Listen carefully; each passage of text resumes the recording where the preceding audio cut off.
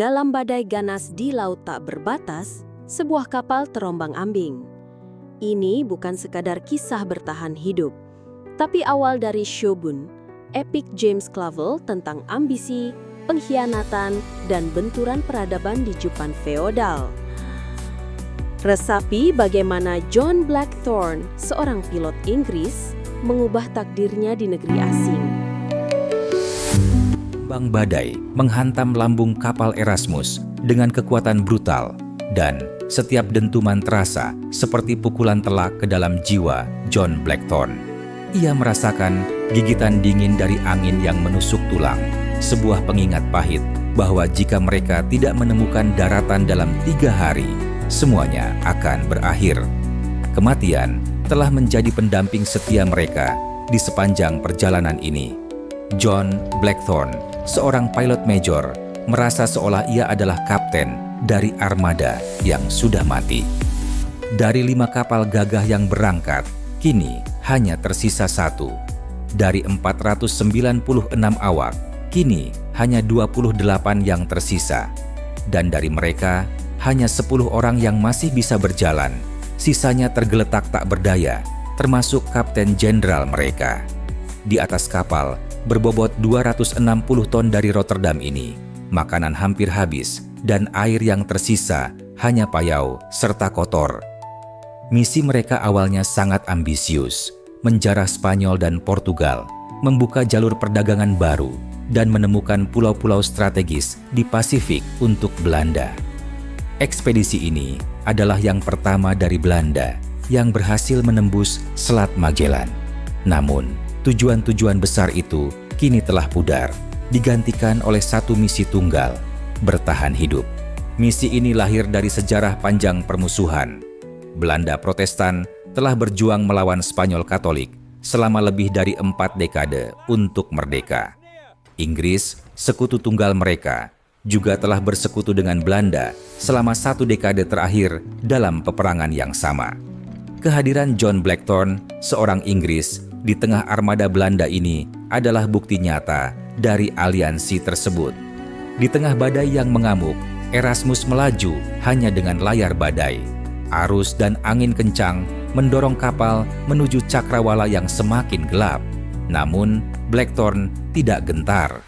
Sebagai seorang pelaut veteran, ia percaya bahwa ia akan selalu menang melawan lautan. Ia merasakan kebanggaan yang dalam. Ia adalah pilot Inggris pertama yang berhasil melewati Selat Magellan dan berlayar di perairan Asia, sesuatu yang sebelumnya hanya dilakukan oleh musuh bebuyutannya, pelaut Portugis dan Spanyol. Prestasinya ini bukan sekadar pencapaian pribadi, tetapi juga langkah awal Inggris dalam persaingan global melawan kekuatan Katolik Eropa. Blackthorne merenungkan semua pertama yang telah ia capai, tetapi ia juga menyadari harga yang sangat mahal yang telah dibayar. Nyawa banyak kawan. Ia mencium angin, berharap menemukan petunjuk daratan, tetapi lautan tetap kelabu dan marah. Selama sebulan penuh, mereka hanya melihat karang-karang tajam tanpa tanda-tanda daratan. Lautan ini terasa tak berujung, namun Blackthorne tahu, inilah yang telah dilatihnya seumur hidup. Menjelajahi yang belum dikenal, memetakan lautan, dan kembali ke rumah sebagai pelaut yang berjaya. Sudah hampir 2 tahun sejak ia meninggalkan rumah. Pelabuhan terakhir yang mereka singgahi adalah di Chili, 133 hari yang lalu. Mereka telah menyeberangi Samudra Pasifik, lautan yang pertama kali dilalui oleh Magellan 80 tahun sebelumnya. Meski tubuhnya lemah karena kelaparan dan penyakit kudis, semangatnya tetap teguh. Ia terus memeriksa kompas dan menghitung posisi kapal. Keyakinannya terpatri kuat. Selama ia bisa mencatat koordinat di buku navigasinya, mereka akan aman. Harapannya kini tertuju pada Jepang atau kerajaan mitos Prester John yang konon penuh dengan emas. Namun, di atas semua ambisi dan impian itu, ada satu impian terbesar yang menggerakkannya. Kembali ke Inggris setelah mengelilingi dunia, menjadi pilot Inggris pertama yang melakukannya. Dan setelah itu, ia bersumpah ia tidak akan pernah lagi meninggalkan rumah demi anaknya.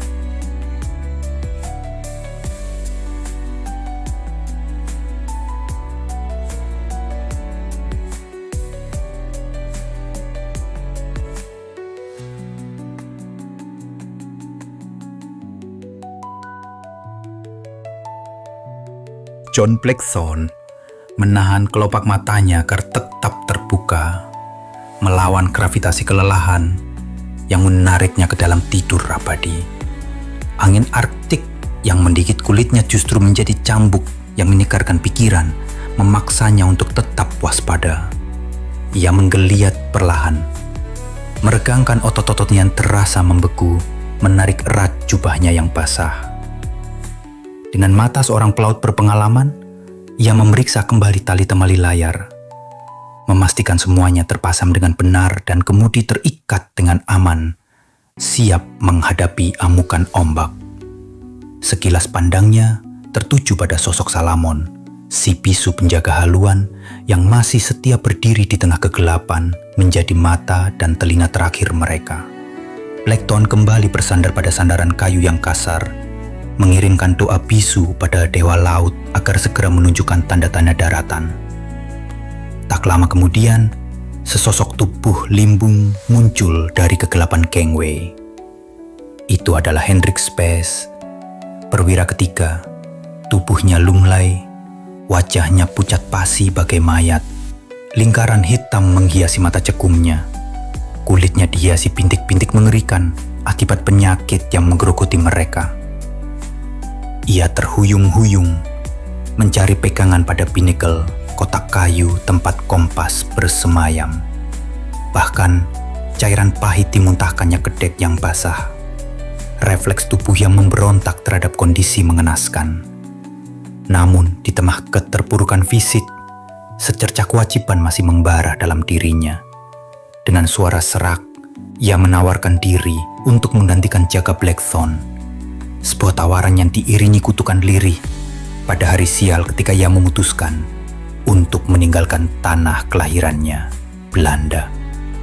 Percakapan singkat itu bagai duri yang menusuk ke dalam luka keputusasaan yang sudah menganga di antara para awak. Blackthorne dengan nada datar menanyakan kondisi perwira lainnya. Jawaban Hendrik sinis dan getir. Perwira pertama terbaring tak berdaya di ranjangnya, terlalu sakit untuk bangkit, dan kemungkinan besar takkan pernah lagi. Sementara itu, sang kapten jenderal yang seharusnya menjadi pemimpin dan sumber kekuatan, hanya bisa merintih memanggil-manggil makanan dan air, dua kemewahan yang telah lama menghilang dari perbendaharaan kapal. Frustrasi Hendrik akhirnya memuncak menjadi luapan kemarahan. Dengan nada mencemooh, ia merendahkan sang kapten jenderal, menyebutnya tak berguna dan menyalahkannya atas kehancuran mereka. Kondisinya sendiri semakin memprihatinkan, tubuhnya kembali bergetar hebat dan ia memuntahkan cairan kental dan berlendir, bukti nyata penyakit keji yang merajalela di atas kapal yang sekarat ini. Meski demikian, ia bersikeras untuk tetap berjaga. Di bawah sana, baunya seperti kematian, bisiknya dengan suara tercekak. Ketegangan tak terhindarkan ketika Hendrik dengan nada menuntut mempertanyakan arah pelayaran mereka. Kemana kita menuju, Blackthorne? Berikan aku jawaban. Blackthorne hanya menjawab singkat, dingin, kemanapun angin membawa kita. Jawaban ambigu itu bagai minyak yang disiramkan ke bara amarah Hendrik.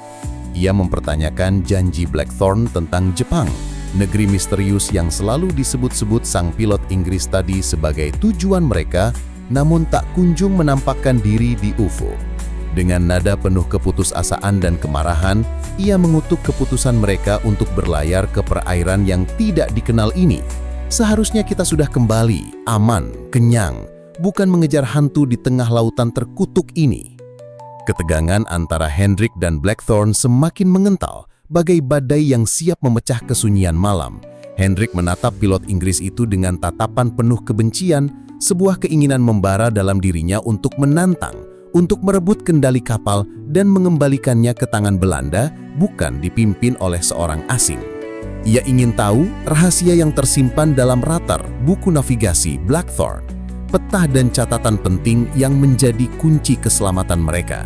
Namun ia tahu, seorang pilot tidak pernah ditanya hal seperti itu, terutama seorang pilot keras kepala seperti Blackthorne.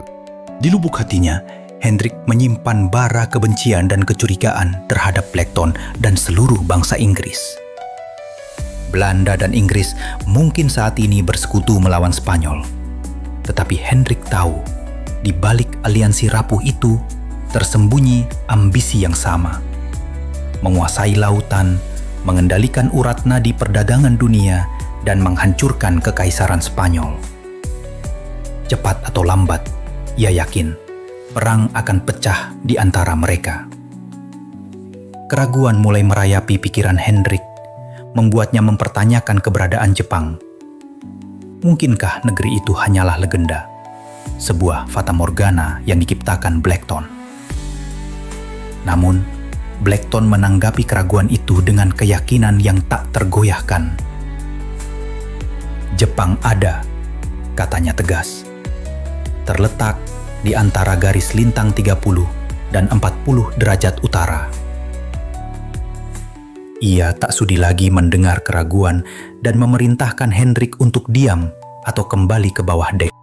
Blackthorne merenungkan perbedaan mendasar antara dirinya dan awak kapal lainnya. Ia lebih kuat, bukan karena keberuntungan semata, tetapi karena kehati-hatian.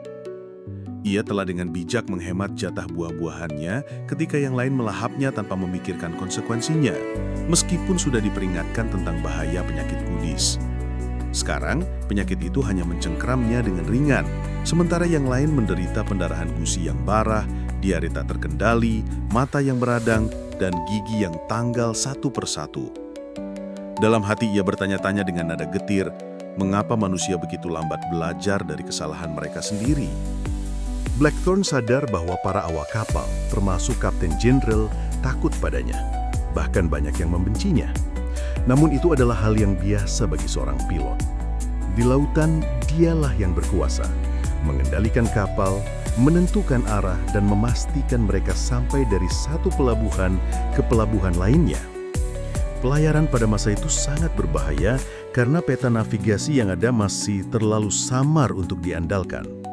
Selain itu, tidak ada cara yang pasti untuk menentukan garis bujur atau longitude yang membuat kapal selalu berisiko tersesat begitu jauh dari daratan.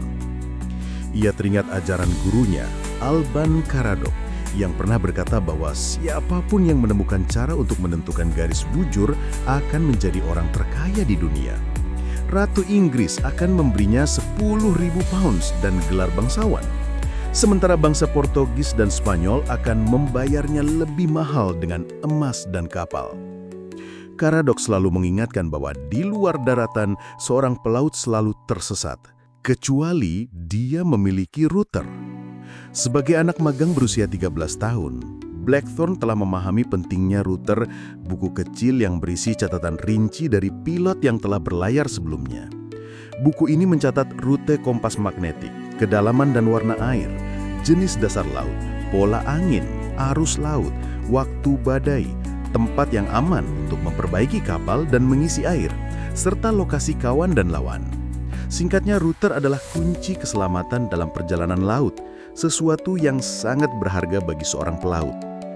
Teks ini menyoroti betapa berharganya router dalam dunia pelayaran pada abad ke-16 dan ke-17. Bangsa Inggris, Belanda, dan Perancis memiliki router untuk perairan mereka sendiri. Tetapi jalur laut ke seluruh dunia masih menjadi rahasia yang dijaga ketat oleh Portugis dan Spanyol. Kedua negara ini menganggap router yang mengungkap jalan ke dunia baru, Selat Magellan, Tanjung Harapan, dan Asia sebagai harta nasional yang sangat dijaga. Sementara musuh-musuh mereka, terutama Belanda dan Inggris, berusaha mati-matian untuk mencurinya. Namun, router tidak selalu dapat dipercaya. Akurasi isinya tergantung pada keterampilan pilot yang menulisnya, ketelitian penyalin atau pencetaknya, dan pemahaman penerjemahnya. Beberapa router bisa saja memiliki kesalahan, baik yang tidak disengaja maupun yang disengaja, untuk menyesatkan orang lain. Seorang pilot tidak akan pernah tahu kebenarannya sampai ia sendiri berlayar dan mengkonfirmasi jalur tersebut. Di laut, pilot adalah pemimpin mutlak. Dialah satu-satunya panduan dan pengambil keputusan terakhir bagi kapal dan awaknya. Kekuasaan ini menurut Blackthorne seperti anggur yang memabukkan. Sekali merasakannya, seseorang tidak akan pernah melupakannya dan akan selalu menginginkannya kembali. Rasa kendali dan dominasi inilah yang membuatnya tetap hidup ketika yang lain mati.